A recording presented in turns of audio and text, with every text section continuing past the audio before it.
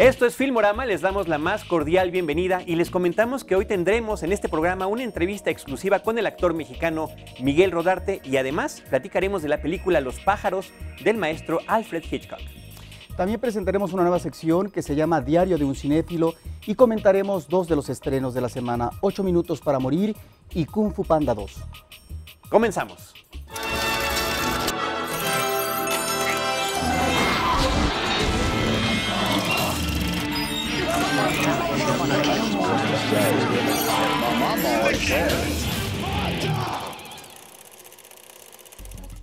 Arrancamos nuestro programa platicando de cine. ¿Qué les parece, queridos cinéfilos, si comenzamos platicando de la película 8 minutos antes de morir? Source Code es el título original, una película, querido Roberto, del director Duncan Jones. Es su segundo largometraje, el anterior también era de ciencia ficción y se llamaba Moon. Esta película, 8 minutos antes de morir, es protagonizada por Jake Gyllenhaal y la hermosísima Michelle Monaghan.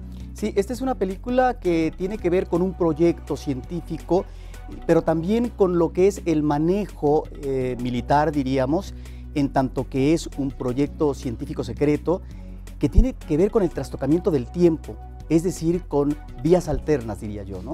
Es una cinta que, si han visto los trailers, si han visto los avances, un personaje regresa a un tren que está a punto, donde está a punto de explotar una bomba, puede revivir los últimos 8 minutos antes de que la bomba explote, y esto lo hará una y otra vez hasta que pueda encontrar quién es el responsable de este atentado, porque posiblemente podría haber otro. Esta trama, Roberto, de regresar, además lo hace entrando a la conciencia de otra persona, adoptando su personalidad y tratando de identificarse con los demás o tratando de identificar quién es el que perpetra todo esto. La trama nos recuerda dos cosas básicamente. Primero, la serie televisiva Quantum Leap, que se llamaba Viajeros en el Tiempo, donde el personaje principal así es como viajaba al pasado, entrando a la conciencia de otra persona, al cuerpo de otra persona, y la película que en México se llamó Hechizo del Tiempo, cuando pasó en el cine, Groundhog Day, después en DVD se llamó El Día de la Marmota, donde un personaje está reviviendo el mismo día todo el tiempo. En un sentido más dramático, a mí me recuerda esta película una cinta que tiene que ver con la memoria de la Guerra Fría, que es Johnny tomó su fusil, donde también vemos a un personaje limitado y condicionado finalmente por los intereses militares, digamos. A mí esta película, Carlos, me parece que como cinta de acción funciona muy bien hasta cierto momento. El problema es que estas escenas que se repiten con otra sustancia del tren y lo que sucede en 8 minutos en el interior de un tren, me parece que privilegia demasiado el director toda esta acción y llega un momento que en la parte interior del personaje principal, en donde debería de existir una mayor hondura a propósito de una crisis que va a vivir terrible, en donde va a tener que manejar una situación determinante en su vida, si es que lo puede hacer y se lo permiten, allí es donde me parece que la película está muy limitada. Yo creo que, mira, a mí no me preocupan esas limitaciones que tienen que ver con la cuestión de la acción y demás. Me parece que la película tiene muy buen ritmo, premisas que conocemos, pero que funcionan en el ámbito de la ciencia ficción. Lo que me preocupa es el final, Roberto. Hay un momento en la película, quienes ya la vieron lo sabrán y quienes la vayan a ver la podrán identificar, donde uno dice, este sería el final perfecto. El gran final. Y de repente la película se alarga otros 5 o 10 minutos, inexplicablemente, o a lo mejor al contrario, muy explicablemente, porque es una película dentro de Hollywood. Sin embargo, es una película interesante que creo que podemos recomendar para el público. Vamos a cambiar dramáticamente de tema, Roberto. Vámonos a una cinta de animación, a una película infantil, a una cinta de comedia que es Kung Fu Panda 2, de la directora Jennifer Yu, una mujer que ya había trabajado en animación, a quien le dejan, esto es muy raro, que una sola persona dirija uno de estos largometrajes de animación, porque hay tantas cosas que hacer que normalmente son 2 directores, pero ella solita se está echando este paquete, la continuación de las aventuras del Panda Po, que pues me parece que resultó una película muy divertida, de mucha acción y muy entretenida. Sí, es una película, sobre todo en tercera dimensión, que los niños la pueden disfrutar muy bien. Yo he tenido problemas desde la primera película, Carlos. No me explico muy bien este desafortunado diseño del niño Kung Fu Panda. Me parece que este diseño que tiene que ver con un panda gordo. Yo me preguntaba si a lo mejor no se conecta con una serie de películas a propósito de la obesidad, que de alguna manera está siendo un problema de salud nacional en algunos de los países.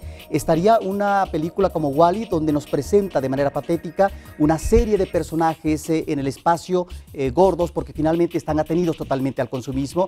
O por ejemplo, pensaría en el niño gordo muy descobijado en términos de atención paterna y materna que aparece en la película WALL-E. Yo no sé si esto finalmente tiene conexión, pero bueno, creo que la película tiene escenas muy interesantes, y a mí lo que más me gusta, Carlos, qué curioso, es la parte inicial de los créditos con una animación muy sencilla, casi minimalista, pero que nos recuerdan las sombras chinescas. Bueno, por supuesto, es una especie de juego de marionetas, algo que ya habían hecho en la película anterior. El arranque de la primera película también es con una animación diferente, distinta a la de esta película, pero que nos va manejando diferentes tipos de técnicas de animación, y en este caso en Kung Fu Panda 2 a lo largo del filme. ¿Por qué? Porque aquí cuando hay un flashback, en lugar de que sea el clásico blanco y negro que a veces vemos en otro tipo de películas, aquí se regresan a una animación tradicional donde nos presentan los recuerdos de los personajes, y de repente también utilizan otro tipo de técnicas para dar diferentes efectos en lo que tiene que ver con la narrativa de la historia, particularmente con lo que tiene que ver con los recuerdos. A mí este asunto de la obesidad, por supuesto que no me molesta. Creo que ese es el espíritu del personaje,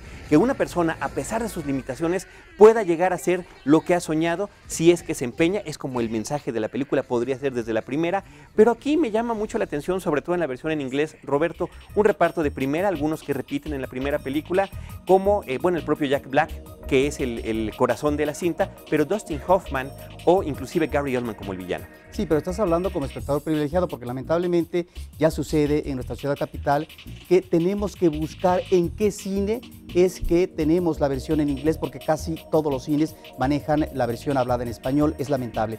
Ahora, con respecto al personaje principal de Kung Fu Panda, me parece que tanto la primera como la segunda están planteando esta etapa de transición de un niño que está ante nuevas apetencias en la vida y que por supuesto se va a encontrar a una serie de dificultades, y ahí está el reto. Y lo más interesante, a mí no me llama tanto la atención este personaje principal, ni siquiera estos flashbacks, me parece que son muy limitados y poco sustanciosos.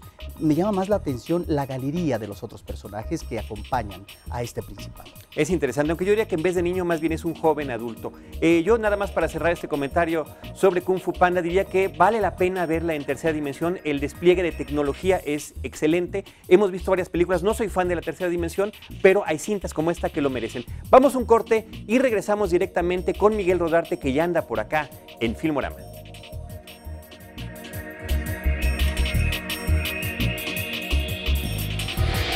En diseño de vestuario, Edith Head ganó 8 Óscares por cintas como La Heredera, La Malvada y Sabrina.